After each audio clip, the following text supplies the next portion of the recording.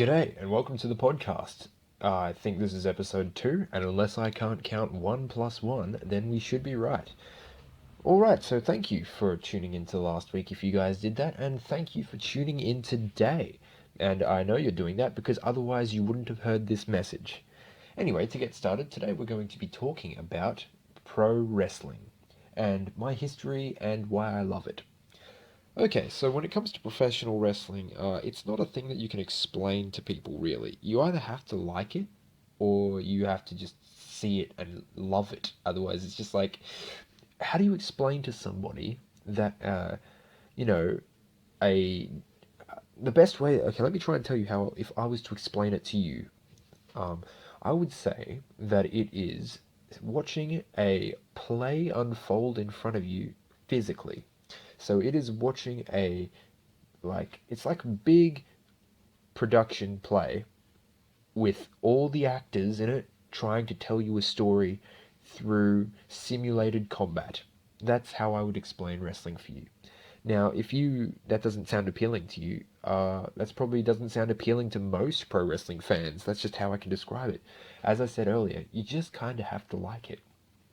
Now, my history with wrestling goes a long, long way back. So some of you guys might not know how old I am, and I'm not even sure if I should say because it might harm my credibility. But all I'll say is, for the most part, I missed a lot of the 1990s wrestling just because I was unaware of it and I was, a little younger than I am today, we'll just say. But when I started wrestling, we'll start with my first memory of pro wrestling. My first memory of pro wrestling is probably a lot of people my age's first memory, and that is just hearing the, familiar da na na na na na, just seeing Stone Cold. Um, so I just remember, and this is like a lot of people will be able to tell you this, but I had an accident. I'm not going to go into, what it was, but I had an accident a few years ago, and it's nothing serious, but I can't remember a large chunk of what happened in the past. So this is just from what I can remember. I remember seeing Stone Cold on TV and just being like just looking at him and being this. I guess that would have been the first feeling I can remember being like, that guy is cool. Like an emulation of like a young me just being like, wow, that guy is he does everything I wish that I could do. And I was young, so this is probably one of my first idols that I had. Um, so that was my first memory of pro wrestling, just Stone Cold Steve Austin. Um, Now, when I first started watching wrestling, as in this is as far as I can remember back. Where I started watching wrestling a lot was very early 1999. I found out, so that's in the Attitude Era, and well into the Monday Night Wars. And the thing I remember most about watching back then is how fun it was and how, young me couldn't wait to tune into each episode. And it was just like, oh wow, which one am I going to watch? Am I going to watch WCW or am I going to watch WWF? Oh man, oh man. But are the NWO going to do this? Or oh whoa whoa. But what about Mankind and The Rock and or what about Stone Cold? And it's just like I fucking loved that as a kid. These guys were like real life superheroes to me. And for a kid that loves comic books, video games, and all sorts of over the top fantastical material, to see these real life superheroes just, fighting each other constantly, that was like, amazing. It was the best thing ever. Um, Now, here's where we come across the first, question that I can imagine you guys having. Uh, was it still real to me, damn it? Those of you that don't know, the still real to me, damn it guy is a guy that breaks down into tears after saying that he thinks professional wrestling is still real to him, damn it. Um, okay, so as long as I can remember, with the exception of that, like just their first seeing them, I can almost remember it wouldn't have been very long after, but my dad just walking into the room and being like, "What are you watching that, fake bullshit?" Essentially, it's like they don't actually hurt each other. It's all made up. Don't you know that? And I was just like, "Oh, okay." It wasn't something that, lessened it for me. Because I'm like, well, whatever, superheroes aren't real. Uh, you know, video games aren't real, so this wrestling stuff, it's probably just a TV show then. It didn't really affect me as much as I see that it affects most people. Um, I kind of just accepted it and moved on with my life. That didn't lessen my enjoyment from the product at all. If anything, I was just like, wow, they can do all this stuff, and it just made it more interesting, I guess.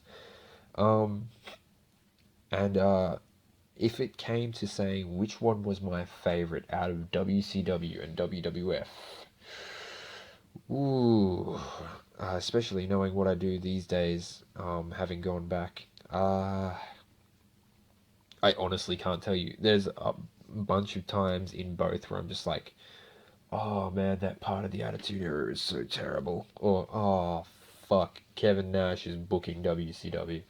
But there's just stuff like that. And I honestly, just honestly, I don't have a favorite out of the two. If I had to say that there was a promotion that I love um, during that time, it would be where we come to next, which is ECW or EC Dub. Now, my introduction to ECW is probably strange for somebody living outside of America. Now, sometimes I don't think that you guys in North America, like America and Canada, realize that you guys are pretty lucky when it comes to wrestling. Over here, ECW, from what I'm aware of, was very rarely aired, if at all. And if it did, it would have been almost unheard of.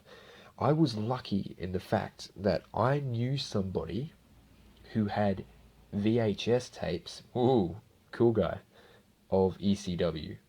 Now, I think it would have been around the same year because 1999, I remember distinctly, was the year that I was full force into wrestling. We couldn't afford any, like, paraphernalia, like any, kids' shirts or anything for me. Otherwise, I would have worn the crap out of them. But it was around that same year when I let my half brother, my older half brother, know that I was into, pro wrestling. And he said the same thing, which like, oh, it's, fake and whatnot. And I, it's like, uh, we, he, he used to live with us, not so much anymore, but, he had a friend who also liked this kind of stuff, or this kind of crap, as he would say. And, he liked ECW. And I was like, what's ECW? And keep in mind, this I am very young at this stage. Like, still in primary school. And he's like, ECW is just better than WCW and WWF. And I'm like, no, it's not. Nah, nah, nah. Like, typical kid banter whenever whatever you like's insulted. And anyway, so he's just like, yeah, well, here you go. Watch this, and I can guarantee you it'd be better. And it was like, I was, oh man, I can actually remember like watching it, and he had a few tapes. Only like two or three tapes, I think, actually. And I remember watching one of them, and then my dad walked in and was just like to turn it off because of all the swearing and stuff. Um, but man, I remember watching it. Just my first impression was just like, it looks different because it didn't have like the fancy cameras or as many cameras in the WWF or WCW. And the guys I remember most are Mike Awesome, Rob Van Dam, and Sabu. And Jerry Lynn. Fuck. I mean, if Rob Van Dam versus Jerry Lynn, what a great way to introduce someone to ECW. I mean, oh, like even to this day, I still go back and watch some of those severely underrated. severely underrated. Same with Mike Awesome when you think about it. Mike Awesome, unfortunate way how he passed, but I mean, jeez, you just watch that guy and no one of his size. I swear that, guys like Brock Lesnar who are that size and they study his tapes. But anyway, I soon shared this ECW knowledge with my group of friends, telling them all about the glory. And then, sure enough, as the years rolled on, we would talk about, oh yeah, but do you think that? What do you think? Could Stone Cold beat Sabu? Or oh man, what do you think? Do you think that like Kevin Nash could beat Stone Cold? And we would just like talk about all this stuff on the playground, and it would be like everyone knew that it was like fake per se. Like you'd get the odd kid that didn't, and like, and I'm gonna just say it now. I don't like the term fake. I prefer scripted because, like, you look into this shit, and it's just like you see all the injuries and how people die from this. And I think at the end of the day, if you're watching the program, you realize that it's scripted and you realize that it's entertainment, but there is a physicality involved, and so I think it does a major disservice and it discredits the entire, the all the wrestlers as a whole if you say just fake. So obviously that's not going to change anyone's opinion of it, but that's just my 2 cents. Just thought I'd say that there.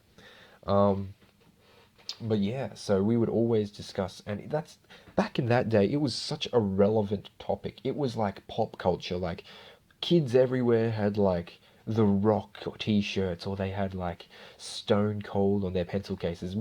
That's actually the reason that I became friends with one of my mates, and I'm still friends with him to this day, just because we started talking over the simple fact he had Stone Cold on his pencil case. And so, I mean, it was just a phenomenon. Unlike today, where it's there, but I mean, I don't think the product is anywhere near as popular as it was in the 90s, especially during the late 90s. Anyway, um, you get to that time in 2001, or I believe, where where I'm getting depressed thinking about this, man.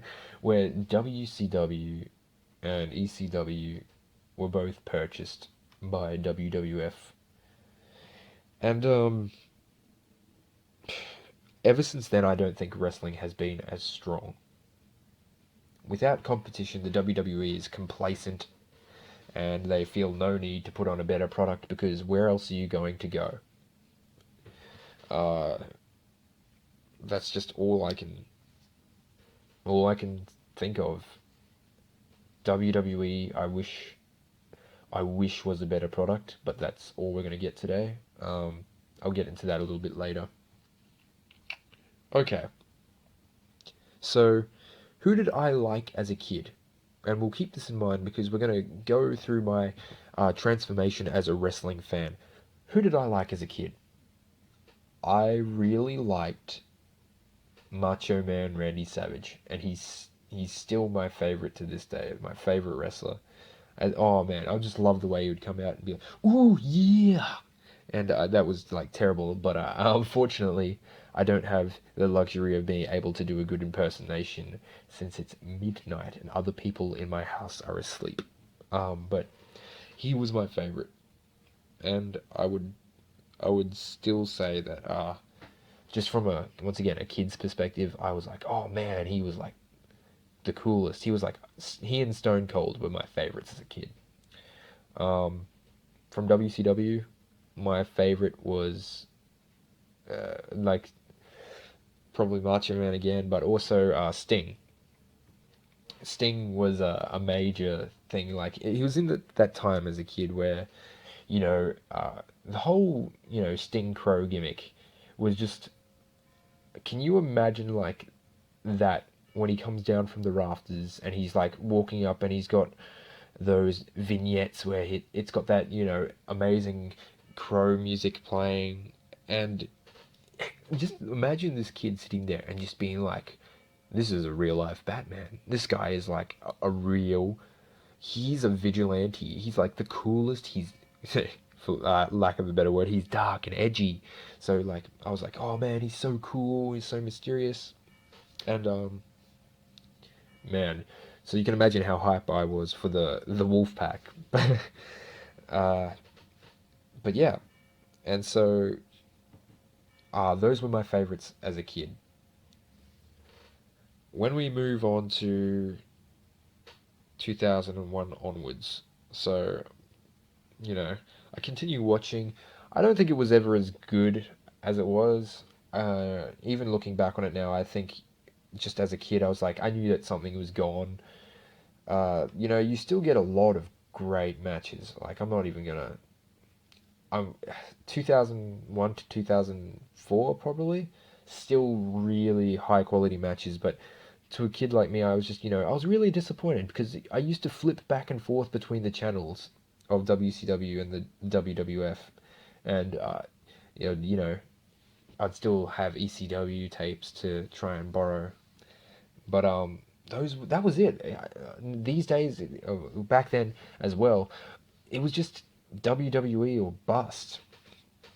And so I was like, okay, well, I guess this is all I'm going to get. And I got into this state where I was just like, oh man, I just wish there was something else because I had been so spoiled with wrestling that I wasn't happy with what they were giving me. And I was still, don't get me wrong, I was still a happy fan, but I just wasn't happy with the fact that that was it. I just felt so restricted. And so I would continue to watch, but then something happened. About late 2004 onwards, pop culture changed, especially where I was as a kid. Um, Wrestling was no longer cool. It was thrown away. It was something that only weirdos watched at. It quickly descended into just that fake shit, as people would say.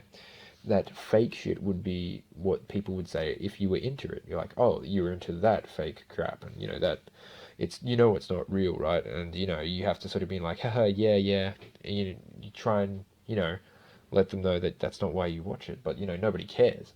It had somehow turned from this pop culture icon, like wrestling was everywhere, into this thing that was just faded and like it was there. It was just it wasn't in anyone's face. Nobody was talking about it anymore. It was just there. The boom was over. And so I started to grow pretty, like, complacent. Like, I would watch things here and there, but I would just be like, I can't let anybody know I'm watching this. There was, like, that thing where I'm like, I can't let people know because it would be it would be very bad for me. Like people would be like, especially as you guys can remember, as kids, there's this social totem pole. So it's like if you have any form of weakness that isn't what is cool, you're not going to be making too many friends. So me and my circle of friends, we were able to, we would watch wrestling every now and again, but we wouldn't talk about it except amongst ourselves. The next thing that, hang on, I'm just going to take a quick drink of my juice. Ah, man, that's good. Not quite as good as iced coffee, but whatever. um, Sorry. Here I am laughing at my own stupid jokes. I must be sleep deprived or anything. Anyway, I'm pretty sure everyone knows what I'm gonna say. I should say, every true pro wrestling fan was saddened in 2005, or late 2005, when when Eddie died. I just remember as a kid, just once again on the playground, and just finding out that he died. I can even remember in my head right now that one of the kids came to school and he was all depressed and sad, and I was just as you do in a small country town as well, everyone would get together and be like, "Why are you so sad?" And he said that he'd heard that Eddie Guerrero died. And we were like, no way, how did you hear that? Blah, blah, blah. And he's just like, his older brother told him. And we're like, oh, yeah, whatever, man, or whatever. And we didn't believe it. And then there was this Raw that came on, and he was gone. And it was that weird feeling. It was that first feeling that I can remember having where I was just like, one of my heroes just died. You don't think that it has an emotional impact on you, but you watch this thing, you know, week in, week out, and one of your favorite guys, the guys that make you, Eddie always made me laugh, and at the time, I wasn't really that focused on the great wrestling aspect. I was more into the soap opera aspect. I can say that honestly now without shame, but I didn't understand the differences between the wrestling styles. I wasn't able to pick out what made a greater wrestler, but there was just something that made his matches enjoyable to watch. And I know now that it's because of all his energy, and you know the word gets thrown around a bit, but the intensity that he had. And he just always, even as a heel, he would always just make you be like, oh man, because you always know that there's that one guy that you know that he was Eddie, and it's just like when he died, it was it was saddening to say the least, but at the same time, I was just like disillusioned because as I told you guys before, if you think these guys are like titans or if you think they're like superheroes, what do you do when a superhero dies? I mean, in comic books, you know that death isn't forever, and they can come back someday maybe. And so you may be sad now, but there's a chance in the future that you might be seeing them very soon. What do you do when your real life superhero dies? And so I remember being very saddened about that. The next event that I can talk about is also on a sad note for a different reason. Now, I would just like to let everybody know that this is going to be very sensitive material, and you can probably already guess what I'm going to talk about just by saying this. But I'm warning you that this is going to be a very controversial thing that I'm going to talk about right now. So, look, I'm going to move this clock, and I'm going to give myself 5 minutes to talk about this. So, if you come back in 5 minutes, um, hopefully I'll have everything over and done with. So, I'm sorry if you accidentally skip into it, but it's really important to me and it's an integral part of my pro wrestling backstory, so I do have to talk about it. Okay, I'm gonna start in three, two, one. Okay, so in 2007, you guys already know what I'm gonna talk about, most of you, and that's the whole Chris Benoit thing. Now, I can tell you, honestly, Chris Benoit, once again, one of my favorites as a kid. It was it was crazy. I mean, you see how intense and physical his matches are, and yet he's like one of the best wrestlers I have ever seen, and I'm still gonna say that to this day. He was one of the greatest wrestlers in that ring. I mean, it was amazing, and those WrestleMania moment. Well, you all know what I'm talking about. The WrestleMania moment with Eddie. I mean, that's fucking beautiful, man. As a kid, I was like so happy, and I'm getting older in years now, so it's like 2007. Yeah, I was out of primary school. We'll say that much. So 2007, I have a big concept of what pro wrestling is at the moment, and it once again, it's not one of those things you really brought up, especially with somebody else that we're going to talk about later. But I mean, this guy, he was amazing to watch. I mean, oh, it's just him and Eddie were literally some of my favorites. It's no contest almost. Like I would watch Chris come out and I would be hyped as hell, and I'd be like, no matter what happens. And I was getting smarter this time when it came to like in ring technique, so I could see that he would start to see that he was a cut above the rest, and I was just like, wow.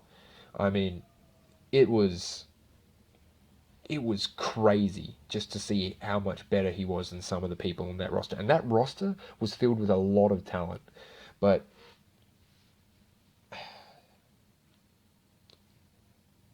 2007 rolls around, and look, it's really hard to talk about this without offending anybody, but once again, I only gave myself 5 minutes, so I've got to try and wrap this up quickly. He murdered his wife and one of his children. Um, a lot of people say he wasn't in his right mind when he did it. I am one of those people that believes that he wasn't in his right state of mind when he did that. From all accounts that I've read and seen and even heard, uh, he loved his family. It was just years and years of abuse on his head from that flying headbutt he used to do, and just it's like years caught of this. And obviously I'm gonna throw it in the ring. I'm just gonna say steroids were probably involved, but his brain had deteriorated to a point where he wasn't in his right mind. This being said, he still committed those atrocities, and to someone like me who had held him to such a high regard, to hear that this happened was, I didn't even believe it. I didn't I refused to believe it. I sat down and I was like, no, no, no, no, no, no, no. I was just in denial. I was like, no, that's not how the world works. These guys are heroes. These guys, I mean, obviously at this point I didn't think that they're literal superheroes, but I'm like, these guys, they're good people. They do this for a reason. They want to entertain people. They want to. No one no one would do this, but he did. Um, a lot of people ask about the whole Hall of Fame thing, and I'm gonna put it this way, and you guys can already probably hear the train in the background, and I'm sorry, that's just an express that usually comes through. Um, okay, he was an amazing wrestler in life. Everything he did in that ring was almost perfect. Uh, I will always say that he was one of the best wrestlers in the industry, and I think that's enough that people know that he was a great wrestler. I don't think that it should be brought up anymore. I don't think that he should be in the Hall of Fame because it's unnecessary pain to bring it up.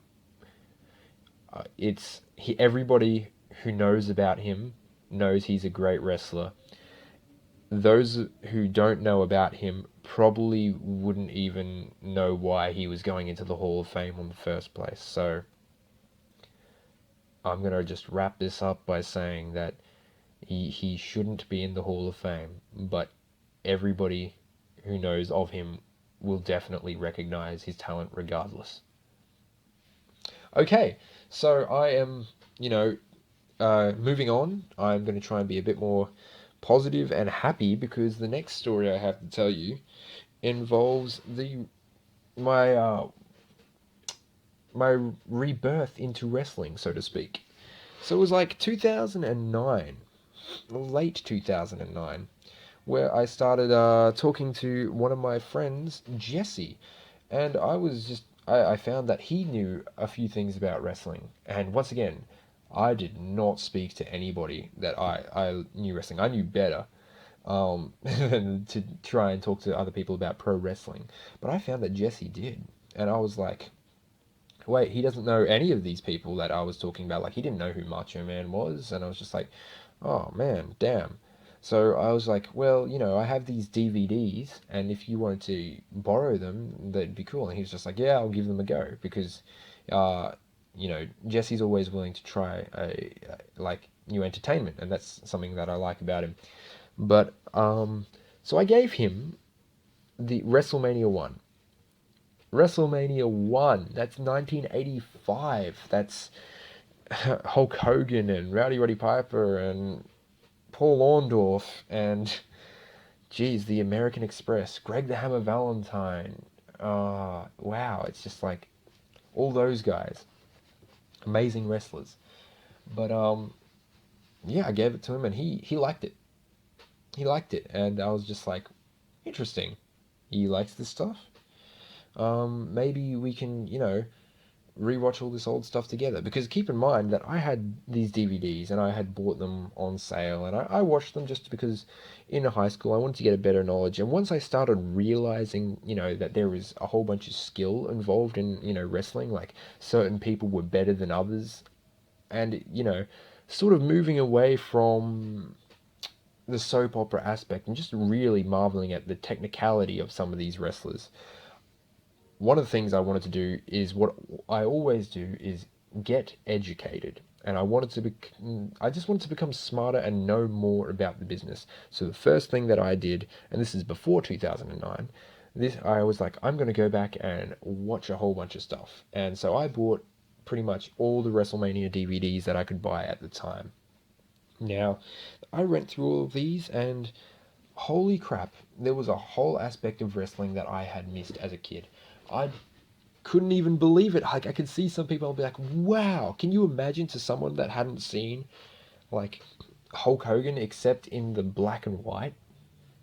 I'd never seen him in red and yellow until, like, he came to the WWE again. He was coming out to Voodoo Child, but I didn't even know that he was the real American. I didn't even know. And so, I mean, I loved going back and watching the Golden Era. The Golden Era is probably still one of my favorite areas just because it's fun. It's so fun to watch, like, especially if you don't take it seriously. Yeah, there's a couple of stupid feuds there, but there's stupid feuds fucking every day in wrestling. So, I mean, it's just like, go back, watch it, see the origins. It's amazing. Now, Jesse was going through WrestleMania 1, 2, and 3, and once he got to 3, he was already starting to get off the Hulk Hogan train, but he was just like, because he's constantly, just winning at this point, and he liked Andre the Giant a bit more at that time, I remember. But anyway, he liked WrestleMania 3, and, so do I. And then I was just like, wow, there's a whole bunch of events that get introduced then, so I went out and I bought more DVDs because I wanted to, share and, give these to other people and see what they thought and help educate Jesse as well. So I could go on this journey with him. And, I mean, I'd seen all the WrestleManias and most of the SummerSlams, but I didn't have any of the Royal Rumbles at that time. I didn't have any of the Survivor Series. I didn't have, those one-off Saturday night main events that they would do. And I just went out and literally got everything I could. Like, I spent all of my pocket money and I spent all of my birthday money just buying these DVDs and being like, okay, I can share these with Jesse. And I went all over YouTube and the internet and just immersed myself in the golden era and just everything I could find. And so we were watching and we were both becoming more knowledgeable.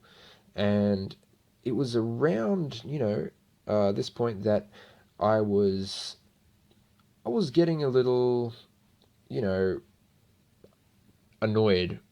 Like, I didn't, even as a kid, I didn't really care about Hulk Hogan, but, seeing how prominent he is in the Golden Age, you just know that motherfucker had to be doing some kind of politics.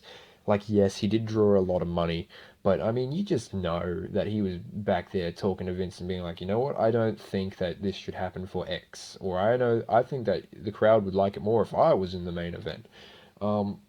And so I was getting a bit tired of him. So I was just like, you know what? I'm gonna go back even further. I'm gonna go back to the WWF,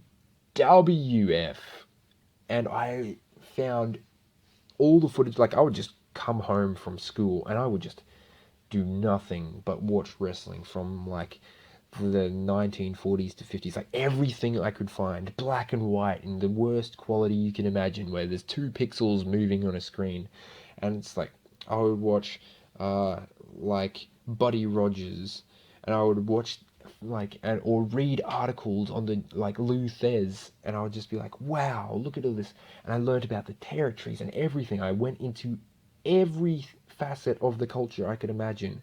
So that's like I learned all about the different territories.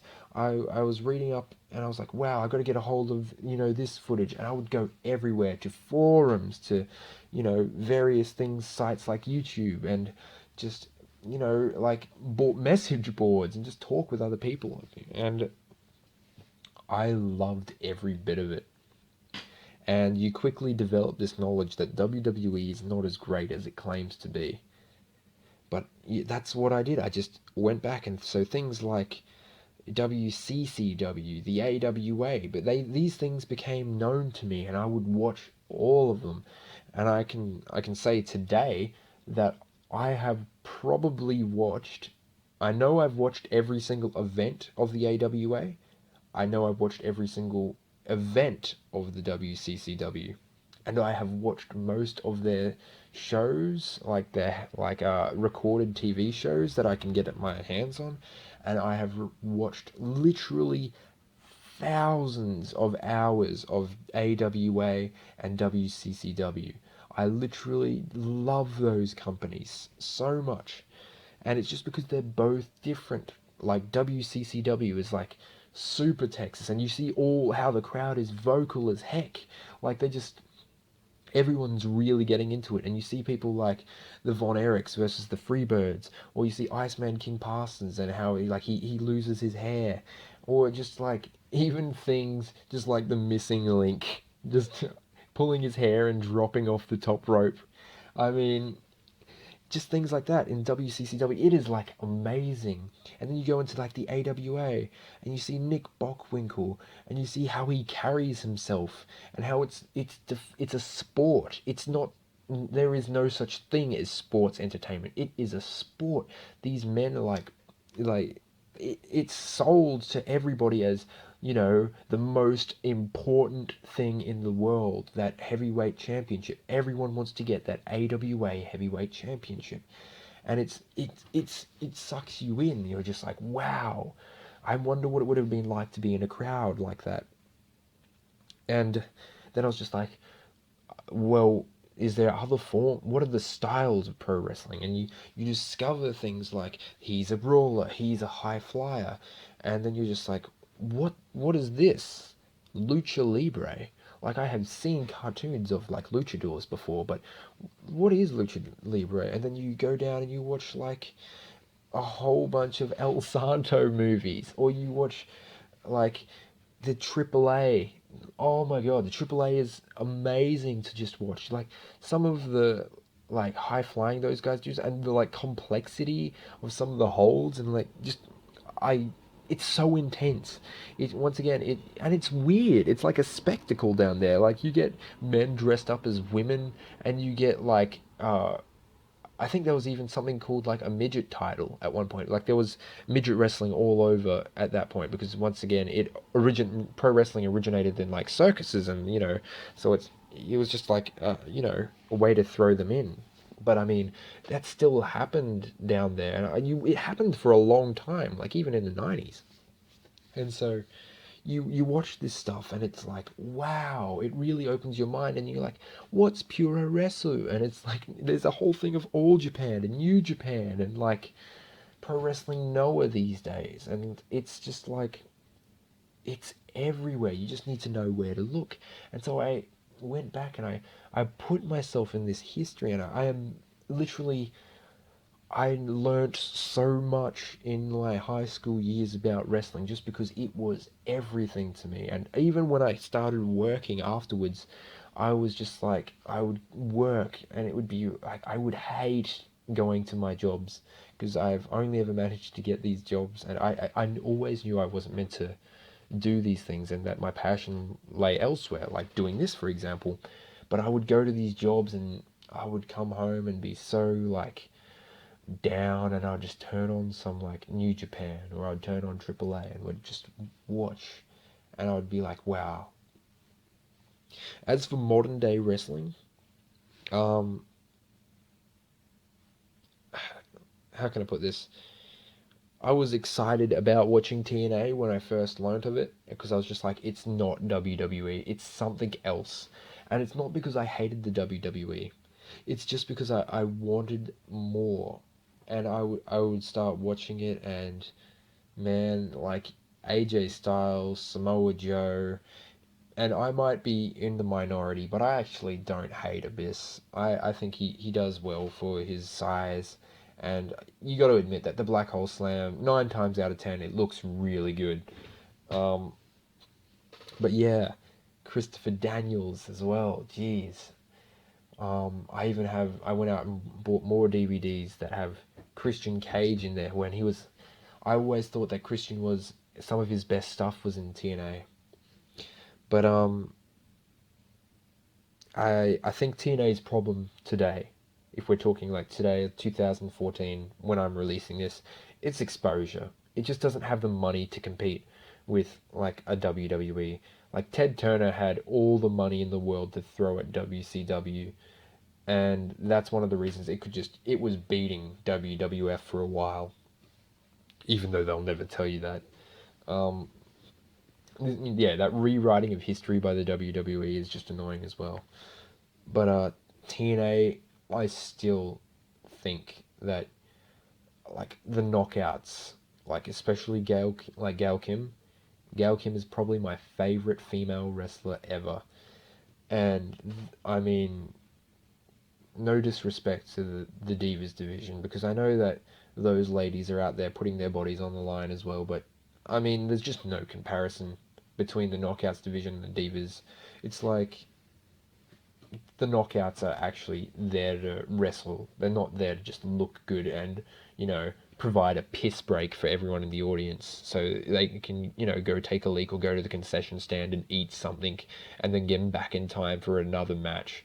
The Knockouts division actually means something, and the wrestling quality is very high. Speaking of very high wrestling quality, Ring of Honor. Once again, problem exposure. The only people that know about it are people like myself that want to just delve into pro wrestling. Like, I have never, ever seen an ad for Ring of Honor, or even heard an ad for Ring of Honor in Australia. It's just something that never happens. You don't even know about it. It's just you only find out through people like myself, and you just go online and you're like, oh, whoa, what's this ROH stuff? And that's the only way you find out. And I think that works with the audience that they want, how they want, hardcore pro wrestling fans. They don't, not so much the soap opera people and the sports entertainment people. I think it works, but they're never going to be able to expand to a mainstream level like WWE, or they're even having trouble keeping, like, trying to get to TNA's level. But there's no mistaking quality in that company. I mean, coming from an era like the Attitude Era, when you see the Briscoes, you just know that this is what men being men. They're not afraid to just go out there and say, you know what? The reason we're wrestling for the belts is because we want them, because we think we're better than the other people. No, it doesn't matter what, you know, oh, what somebody did last week, how they said something behind my back, so I'm going to come out and, do a massive promo about why I think that they're dumb and blah, blah, blah, and it might lead to a pay-per-view match for a belt. No. It's just fucking men being men. And I don't mean to sound, sexist or anything like that, but if you get these guys that come out and, like, I don't even fucking know what.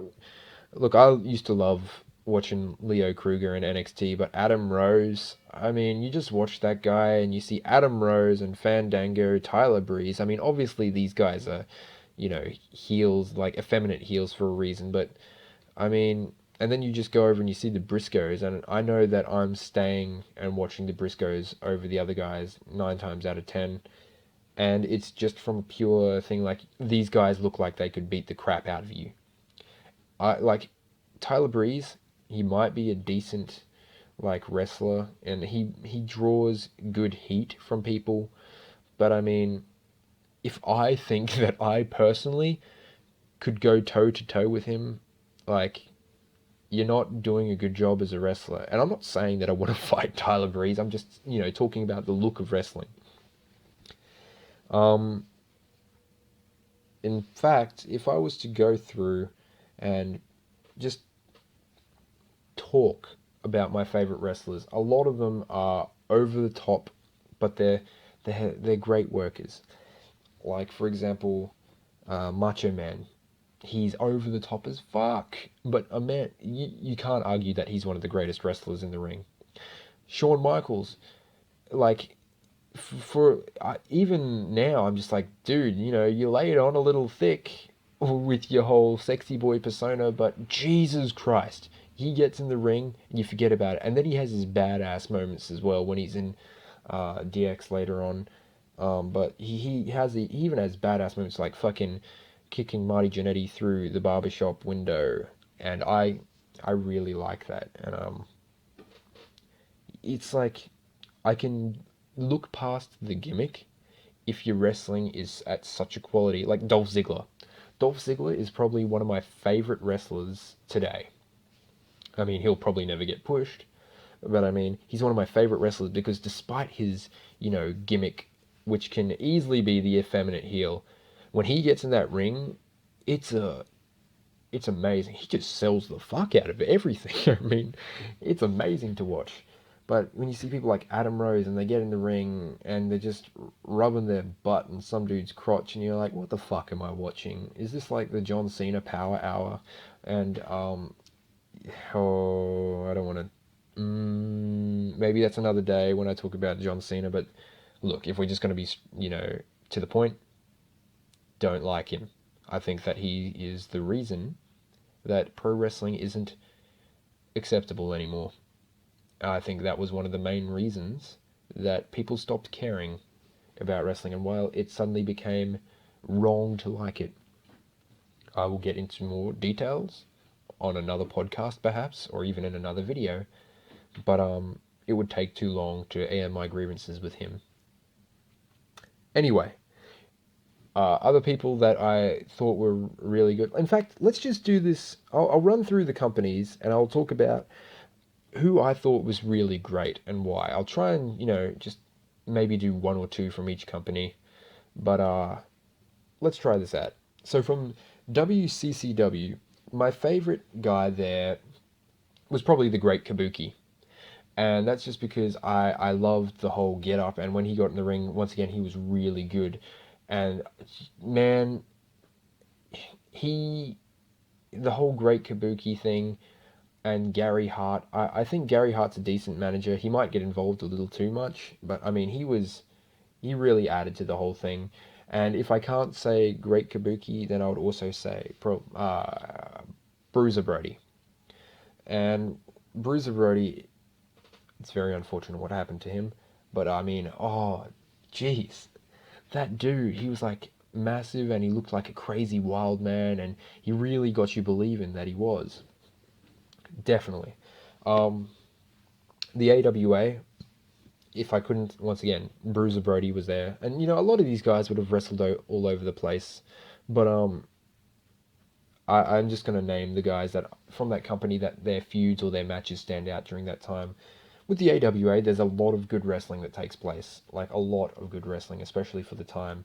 But I really like Nick Bockwinkel for the way he carries himself and for the way that he'll just talk, and he'll be such a jackass heel that he'll just be talking to you, and you'll be believing it, and you'll be like, even today when you appreciate a good heel and you just smile, you're like, oh, you jerk, you dickhead, when he says some stuff like that, and it's really good that you can just appreciate that about him.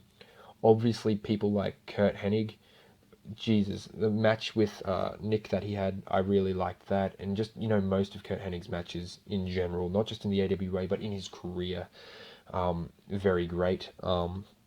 And I think the Road Warriors got started in the AWA as well, so you can't forget them. Probably the one of the greatest, if not the greatest, tag teams of all time. For the AAA, like in Mexico, La Park is pretty good, but he wouldn't be my favorite. Rey Mysterio Jr. He's phenomenal. He is phenomenal.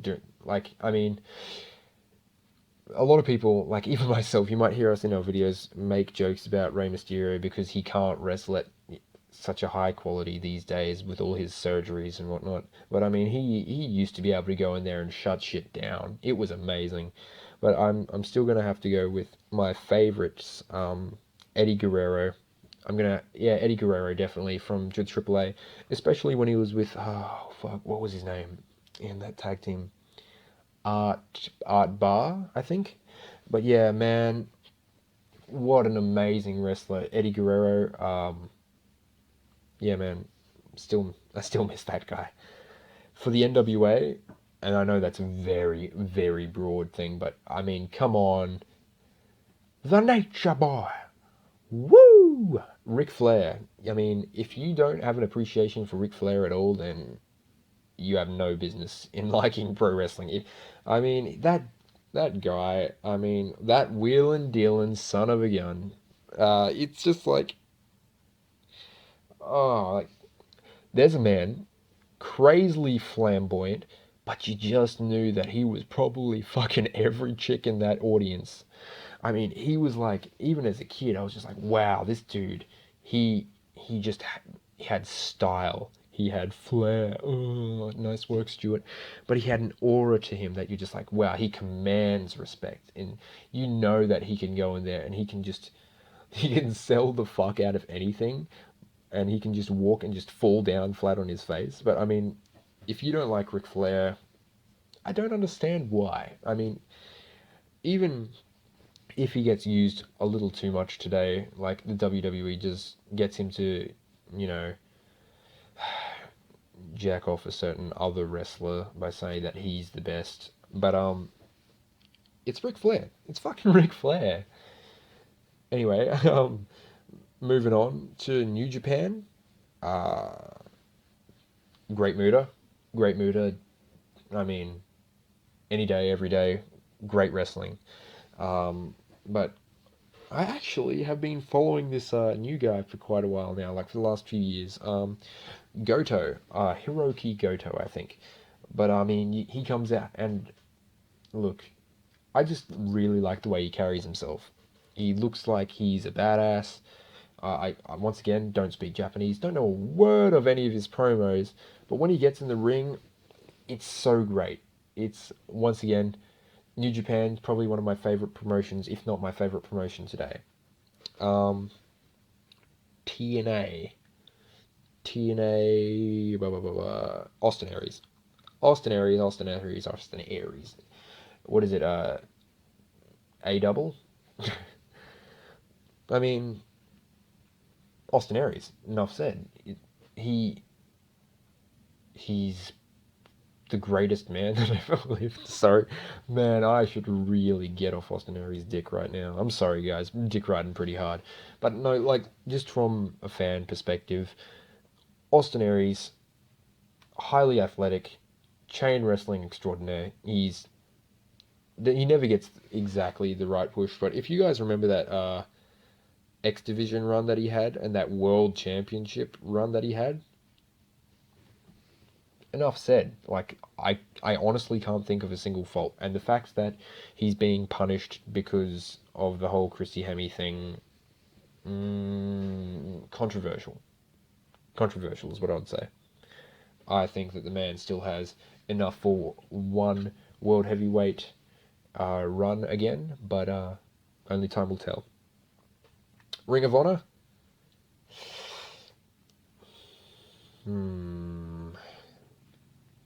See a lot of TNA guys come through Ring of Honor as well.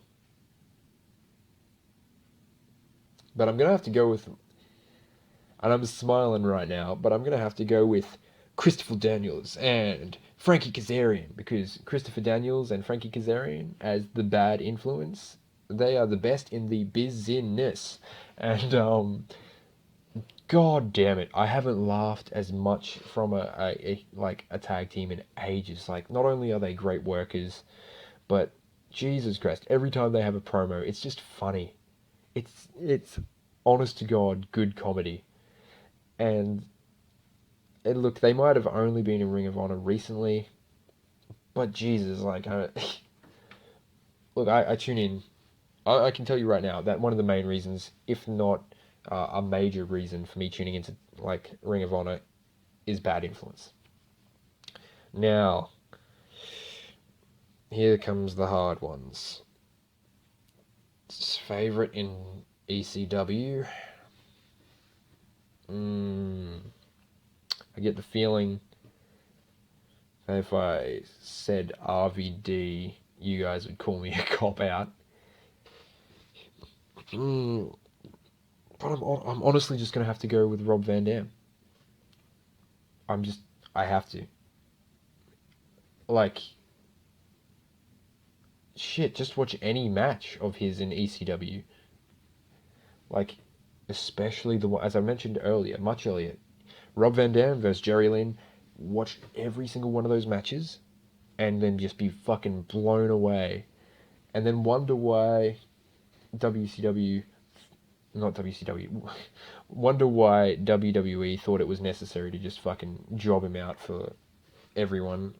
Whatever, WWE's got its reasons. I bet it's just because Hunter's jealous, but whatever. Yeah, Rob Van Dam. Rob Van Dam. Mike Awesome was great as well. Devon Dudley and Bubba Ray.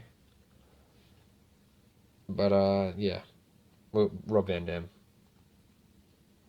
WCW. In WCW.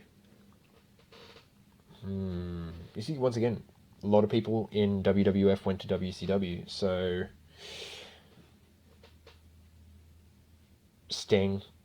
And Sting is... he's going to be really strange on this list of other guys that I've put on, because he's not a great wrestler, but fuck, could he give you reasons to watch. I mean, he could talk anybody into an arena to come see the match, and I mean, you will see the match. And well, what is it, Sting versus Ric Flair, 45 minutes, time limit? Great American Bash, I believe. Can't remember which one. But, that is a hell of a match. Like, you rarely see 45-minute matches these days, if not ever. But, I mean, Sting. Yeah, the more I think about it, the more I'm going to say Sting is my favorite WCW wrestler, which brings me to WWF. I'm not sure if I should include WWE as a separate entity. No, I'll just go WWF/E. Oh man, I haven't given any shoutouts to one of my favorites, and that's Chris Jericho. Chris Jericho, man, he's not perfect in ring today, but he's still fun to watch.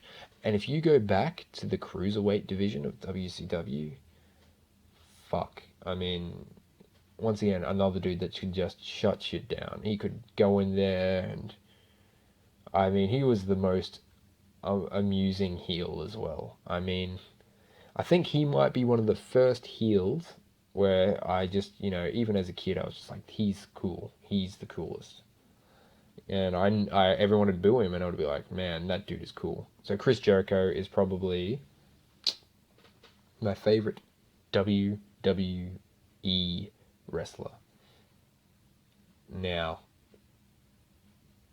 my favorite wrestler of all time is Macho Man Randy Savage. Macho Man Randy Savage is up there with Bruce Lee in like guys who are like heroes in my life. Macho Man Randy Savage was more than a wrestler to me. He was the coolest guy, even when I was younger. And so when I went back and I rewatched all this stuff, and I was just like so happy to see him, and I had that childlike wonder. Man, it was the greatest. He just is the greatest to me. There's like no contest. Everybody talks about him and Ricky Steamboat at WrestleMania 3, and you do watch those arm drag takedowns, and it's amazing. And you hear the stories that he planned that match for ages. He would go over with Ricky, and he would just like, then we're going to do this. Pop quiz. Yeah. Oh yeah, pop quiz. What comes after the second arm drag takedown? Once again, I have to be kind of quiet. So I'm sorry, that's a very terrible impersonation. Doesn't do him justice. But him and Miss Elizabeth, amazing manager wrestler combo, and another one of the few wrestlers that, upon his passing, a legitimate feeling of emptiness and sadness, and just wishing that I could have met the man and just shook his hand and said, thank you for providing hours upon hours of entertainment to me, and being one of my childhood heroes. And I know that's corny, but I don't give a fuck. So, yeah, that's my experience with wrestling. What do I think is going to happen in the future? I think that WWE will slowly lose some of its fans, or I hope it does. And I know that sounds mean, but it needs to change. It needs to get better. I see TNA becoming more popular, but eventually, if it doesn't beat WWE, sorry, it would merge with some other company. And what do I think about the whole Global Force Wrestling, or Jeff Jarrett's promotion? I think that Jeff Jarrett needs to shut the fuck up about it until he actually puts it on TV, and it's got a whole bunch of... It's airing weekly. And so I also think that the people that constantly say that it's the best promotion in the world also need to take that same advice. And we'll just see. That's all I have to say about that. Anyway, that is my experience on pro wrestling. We ran a little longer than last week, but I had a lot to talk about. I hope you enjoyed it. I barely drank any of my juice, but I suppose that's how interested I was talking to you guys. Anyway, thank you guys for listening. If you have a topic you would like me to speak about, please send it in. Otherwise, I'll pick from one of my favorite or hobbies or just things that I really love. And I do hope to have either Ryan, Chris, or someone else from Nerd Company on this podcast in the future. So please stay tuned. Thank you for listening, and I'll catch you guys later. Oh yeah! Wherever you go, I will be with you. I will always be with you. Yeah, the moon, the stars, Venus, Pluto, Saturn. Yeah, looking down and covering all bases. Dig it, dig it. Macho Man